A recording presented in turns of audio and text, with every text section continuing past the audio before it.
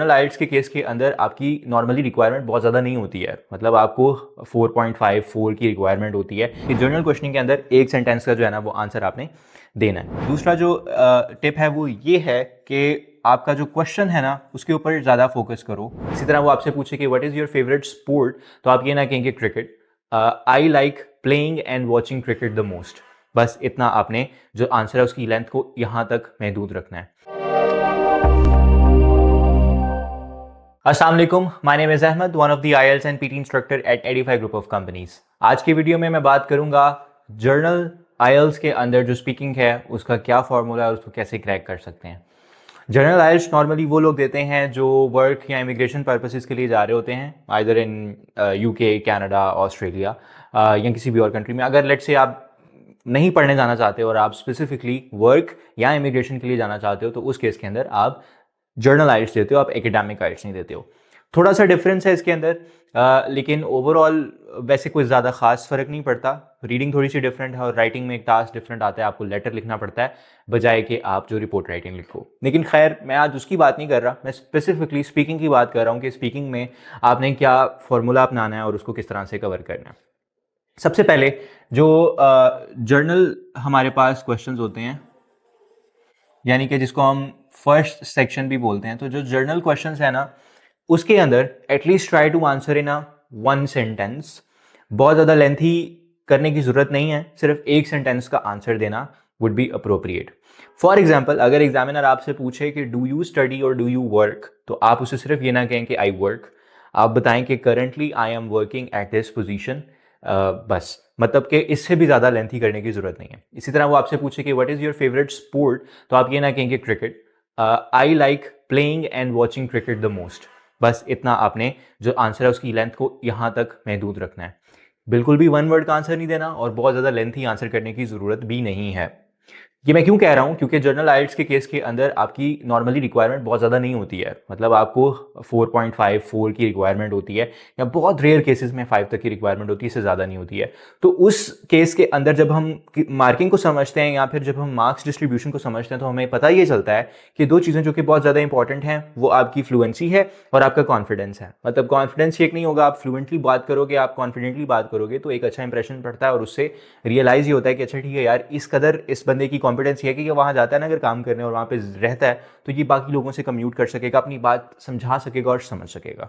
ठीक है, तो एक तो पहली चीज जो टिप नंबर 1 है for the journal questioning is के वन सेंटेंस आंसर। ठीक है, ये याद रखना कि जर्नल क्वेश्चनिंग के अंदर एक सेंटेंस का जो है ना वो आंसर आपने देना है। दूसरा के which is important than this one, दूसरा जो टिप है वो ये है कि आपका जो क्वेश्चन है ना उसके ऊपर ज़्यादा फोकस करो। उस पर फोकस करने का मतलब वजह ये है, मैंने अक्सर देखा है कि स्टूडेंट्स हैं वो फ्लुएंटली बोलने के चक्कर में ऑफ टॉपिक आंसर देने स्टार्ट कर देते हैं।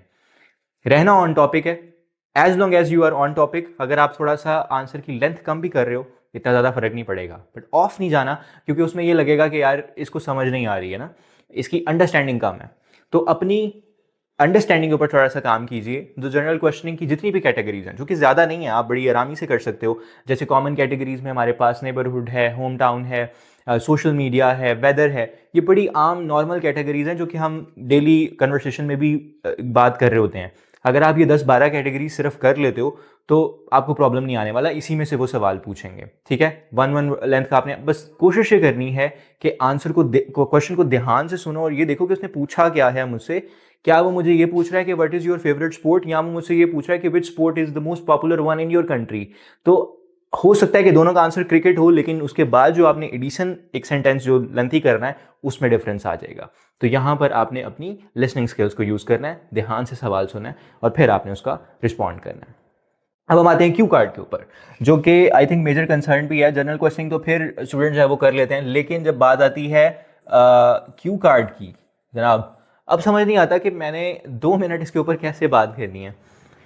तो उस केस के अंदर what you can do is कि आप शुरू के अंदर एक स्पेसिफिक लाइन इस्तेमाल कर सकते हो कि the topic that you have given to me is quite informative and I have to speak about this topic for 1.5 minute. I have never thought about this topic before, but now that you have given it to me, I'll try to speak on it. तो बस इस तरह से कोई generic line या जो मैंने अभी बोली है, आप इसको यहाँ पे पॉज करके दोबारा सुन के इसको लिख सकते हो और यही लाइन याद कर सकते हो। ये आपको एक अच्छा स्टार्ट दे सकती है। और अक्सर औकात ये होता है कि स्टार्ट करने में प्रॉब्लम आ रहा होता है, एक दफ़ा बंदे को किक स्टार्ट मिल जाए तो फिर इतना प्रॉब्लम नहीं आता, फिर हमारा वो खुद ही कह लो कि एक जो है ना वो स्नोबॉल इफेक्ट शुरू हो जाता है और हमें बाद में कॉन्फिडेंस आ जाता है और हम बोलना शुरू करते हैं। तो स्टार्ट के लिए आप इस तरह का कोई जेनेरिक सा सेंटेंस या 2-3 सेंटेंसेस का कॉम्बिनेशन जो है वो इस्तेमाल करके फिर आप आगे की तरफ जाओ। ठीक है, अब लेट्स से आपने इसके साथ स्टार्ट किया, उसके बाद जो भी टॉपिक है उसको लिंक करो और उसके ऊपर बात करना स्टार्ट करो। स्टोरी इंक्रीज कैसे करनी है, हमने 2 मिनट तक कैसे जाना है। 2 मिनट तक जाने के लिए एक तो एक स्टार्ट जो भी है वो फिक्स वाला वो पकड़ लो, जैसे मैंने बोला है, बेशक उसी को सेव कर लो, वो यूज कर लो। दूसरा ये है कि आप जो है उसका कॉन्टेक्स्ट जो है ना वो जरूर ऐड करो। मैं इसके ऊपर बहुत ज्यादा बात करता हूं और मुझे लगता है कि इंपॉर्टेंट भी है। देखो, कॉन्टेक्स्ट होता है थोड़ा सा बैकग्राउंड। जब भी आप किसी चीज का बैकग्राउंड देते हो ना तो आप एक तो वो रेलेवेंट हो जाता है, आपको पता होता है कि आप उस तरफ जा रहे हो और आंसर जल्दी एग्जॉस्ट नहीं होता। मतलब मिसाल के तौर पे आपको ये आया कि describe a time when you had to wait a long time for someone और समथिंग टू अराइव। अब बजाय इसके कि आप ये जो मैंने लाइन बोली इसके बाद डायरेक्टली कह दो कि I waited for my friend last Sunday, आप थोड़ा सा कॉन्टेक्स्ट यानी कि तमहीद, थोड़ा सा बैकग्राउंड ऐड करो। वो ये कुछ इस तरह से हो सकता है कि I am a kind of a person who do not like to wait for long time because I am punctual myself. इसी वजह से मुझे जो है वो बाकी लोगों का लेट होना भी नापसंदीदा लगता है और मुझे उस पर गुस्सा आता है, मुझे बुरा लगता है, या फिर it normally makes me angry when I have to wait for someone और something to arrive. Last time when I had to wait for someone was this particular instance. फिर आप उसका जिक्र करते हो और आप अपने क्यू कार्ड के आंसर के साथ उसको कनेक्ट कर देते हो। तो जो क्वेश्चन है उसके ऊपर आपने आना है, लेकिन कोशिश करो कि शुरू के जो 15-20 सेकंड हैं उसके ऊपर आप थोड़ा सा बैकग्राउंड और एक जर्नल लाइन के ऊपर बात करो, फिर अपने क्वेश्चन के आंसर के ऊपर आओ और फिर वो जो पॉइंट्स आपको वहां पे 3 गिवन होंगे कि when was it, who you waited for, how did you feel about it. फिर अगर आप सिर्फ 2-3 सेंटेंसेस में उन क्वेश्चन के ही आंसर कर दोगे तो काफ़ी हद तक आपका जो है वो आंसर बेहतर हो जाएगा। सो ये जो 2 तरीके हैं आप यूटिलाइज कर सकते हो अपने जर्नल आइल्स की स्पीकिंग के अंदर, which can really help you score either 4 और 4.5 bands easy PG without any problem. इतने आपके बेफिक्र हो जाओगे, इतने तो आराम से आ जाएंगे। So these are the 2 things that you can use for the first and the second section.